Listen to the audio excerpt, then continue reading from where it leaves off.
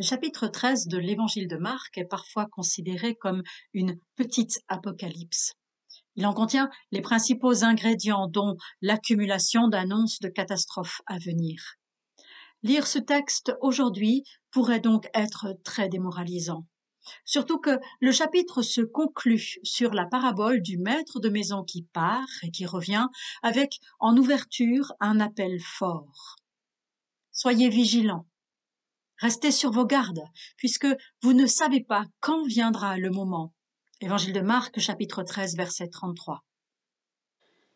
L'hiver qui arrive, le confinement, la crise économique qui s'ajoute à la crise sanitaire, tout semble inviter à la somnolence, à l'assoupissement qui, parce qu'il contracte les minutes, permet à l'instant présent de s'enfuir plus vite. Peut-être espérons-le pour laisser place à un jour meilleur, même si on ne sait pas quand ce jour arrivera. Pitié Seigneur, raccourcis ces jours si mauvais. C'est bien dans ce chapitre 13 que l'on trouve ce verset. Vraiment, si le Seigneur n'avait pas décidé de réduire le nombre de ses jours, personne n'en réchapperait. Mais à cause de ceux qu'il a choisis, il abrégera ses jours. Même l'avant, les préparatifs de Noël qui démarrent en ce moment même semblent nous pousser dans cette voie d'espérer, de demander un raccourcissement. Et cela semble tellement juste parce qu'enfin, c'est bien être tout tendu vers ce qui est devant nous que d'attendre. Et vu la situation présente, quoi de plus facile que d'attendre des jours meilleurs? Entièrement tendu vers ce futur à venir que nous espérons tous proches, peu nombreux sont les commentateurs qui ont vu que ces phrases de l'évangile de Marc au chapitre 13 des versets 33 à 37 ne contiennent pas de futur.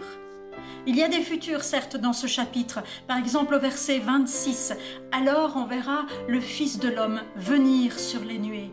Mais dans ce verset 33 ainsi que dans ceux qui suivent, il y a un présent. Vous ne savez pas quand c'est le moment. Dans le verset 35 également, il y a un présent. Vous ne savez pas quand le maître de maison vient. En fait, c'est bien simple, il n'y a aucun futur dans le texte grec de tout ce passage final du chapitre 13. Et c'est là tout l'évangile, parce que c'est aujourd'hui le jour du salut, le kairos, le moment où il y a des choses à vivre, à voir, des gens à aimer, des programmes à réformer.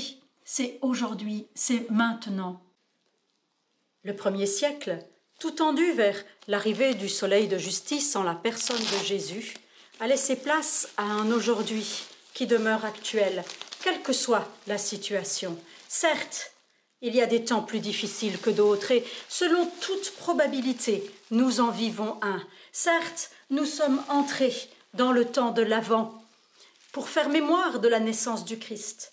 Mais l'évangile de Marc nous appelle plus à la vigilance qu'à l'attente, et certainement pas à l'attente passive propice à l'endormissement.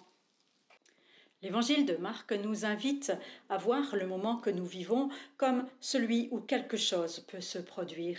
Le Maître peut venir, certes, de cette venue qui changera radicalement nos vies, et ce sera un kairos merveilleux. Mais s'il ne vient pas maintenant de cette façon-là, le temps de ce maintenant sera aussi un kairos, si nous sommes vigilants. Notre vigilance est pour aujourd'hui, pour maintenant, pas seulement pour le temps d'après, pour demain. Il y a forcément quelque chose à vivre aujourd'hui, puisque le soleil de justice est avec nous tous les jours, jusqu'à la fin du monde, puisque le royaume est là, au milieu de nous.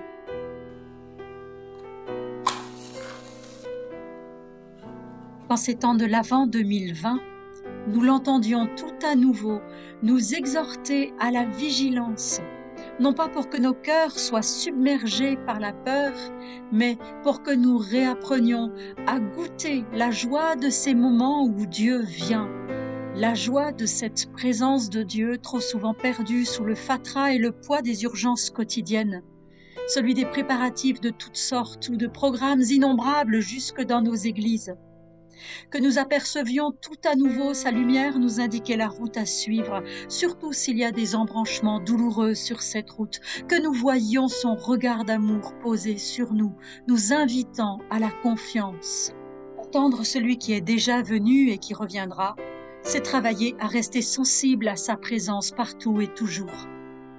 Cette vigilance-là sera notre sécurité dans ce temps de transition. Que le Seigneur convertisse notre attente en joie simple, parfaite, dynamique, de le savoir toujours présent.